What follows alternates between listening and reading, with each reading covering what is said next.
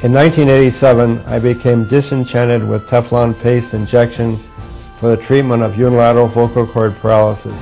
In my hands, it was only 60% successful, and we were seeing an increasing number of Teflon granulomas. In 1987, I learned the technique of thyroplasty type 1 from Dr. Ishiki in Kyoto, Japan, and Dr. Blaugrund in New York City. The technique involved hand carving a block of silicone at the time of surgery to fashion an implant. I then began research to develop a standard thyroplasty system which would be easier to use and less time-consuming, both for the surgeon and the patient. With the help of Boston Medical Products, we have developed and refined a system to perform medialization thyroplasty, which includes surgical instruments, measuring devices, and standardized implant for both the male and female patient. This video demonstrates a surgical technique on 2 of nearly 200 patients who have benefited from this system thus far.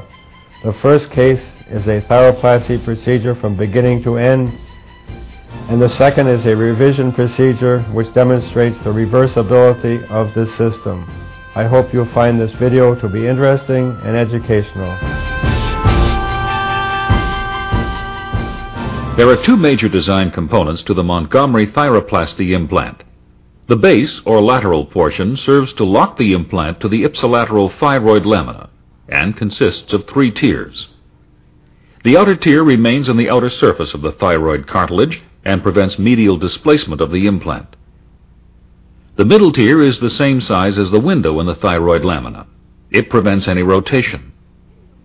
The inner tier lies against the inner surface of the thyroid lamina and prevents outward displacement.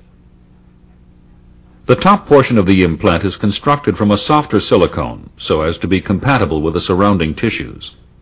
It is triangular in shape so that the hypotenuse of the triangle corresponds to the long axis of the vocal cord. The height of the triangular portion represents the size of the implant, measured in millimeters. There are 5 sizes for the male larynx and 5 sizes for the female. The triangular design projects posteriorly to contact the vocal process of the arytenoid in order to assist the closure of the posterior commissar. Preoperatively, the larynx is evaluated by videolaryngoscopy and videolaryngostrovoscopy using fiber optic and rigid scopes. The voice is evaluated to measure amplitude, range, fundamental frequency, and maximum phonation time. This evaluation is repeated 2 months, 6 months, and 1 year postoperatively. This patient presented with a left unilateral vocal cord paralysis as a result of the left recurrent nerve being sectioned during a Zenker's diverticulum operation. This problem started probably right after surgery 4 months ago. But again, I wasn't aware that it was a problem. I thought it was going to get better, but it just sat there. And so that's why I'm here.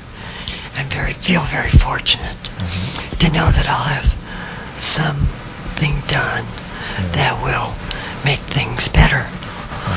But every morning I've been trying to force to maybe wake up that vocal cord.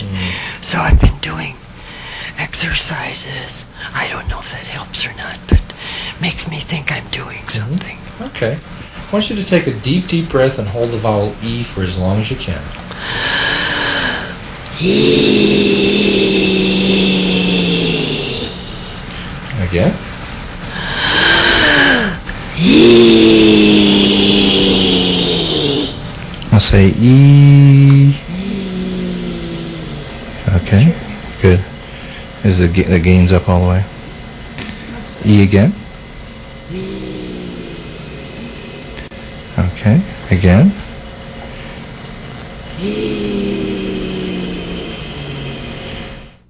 For this procedure, Versed and fentanyl were administered intravenously while the patient was in the holding area. In the operating room, additional fentanyl is given along with incremental doses of propofol. The nasal cavities are sprayed with a mixture of 3% xylocaine and 1% phenylephrine to make the introduction of a fiber optic scope prior to the insertion of the implant more tolerable. Oxygen is administered by tubing or nasal prongs. The neck and chin are prepared with betadine solution.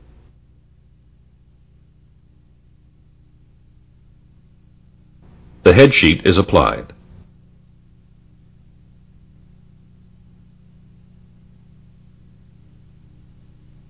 A large towel is folded lengthwise and used to isolate the neck from the face.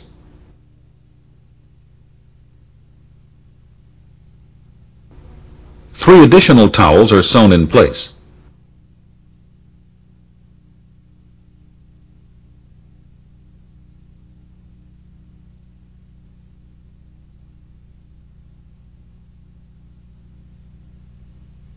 A half sheet and an A sheet are applied to isolate the rest of the body from the